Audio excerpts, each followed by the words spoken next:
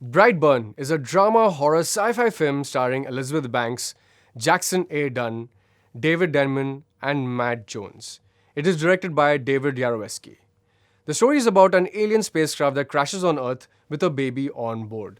The baby boy is discovered by Tori Breyer, played by Elizabeth Banks, and Kyle Breyer, played by David Denman, a childless couple living in Brightburn, USA. They decide to raise the child as their own. As Brandon, played by Jackson A. Dunn, gets older, he discovers he has superhuman abilities. Does this sound familiar so far? Yes, but here's where it gets interesting. Despite his parents' best efforts, Brandon begins to show disturbing behavior as he exploits his powers.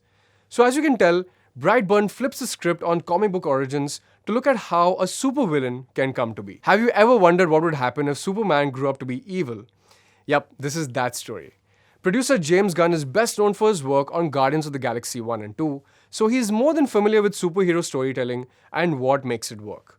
Writers Mark and Brian Gunn, who are James's brother and cousin respectively, draw from comic book lore to create an exciting setup. So the question is, what dictates the moral compass of a superior alien being, clearly physically and intellectually advanced than humans? Based on what we've seen so far in superhero origin films, that's mostly attributed to upbringing.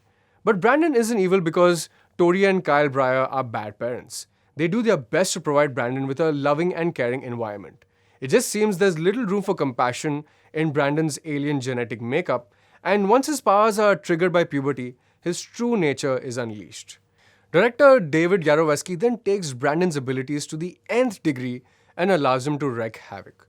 So there's proof of concept backed by decent performances, especially by Elizabeth Banks, who is great as a mother, battling with the knowledge that her adopted son could be pure evil.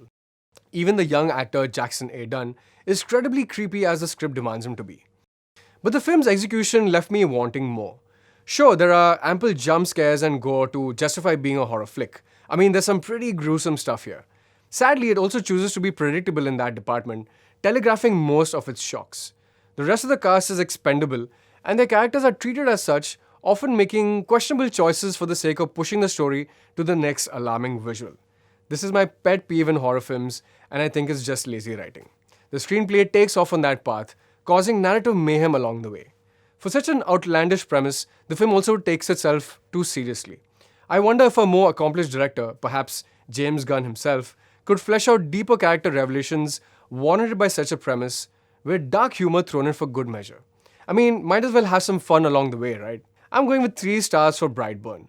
The concept proves there's more to the superhero genre if seen from a different perspective, but does little else.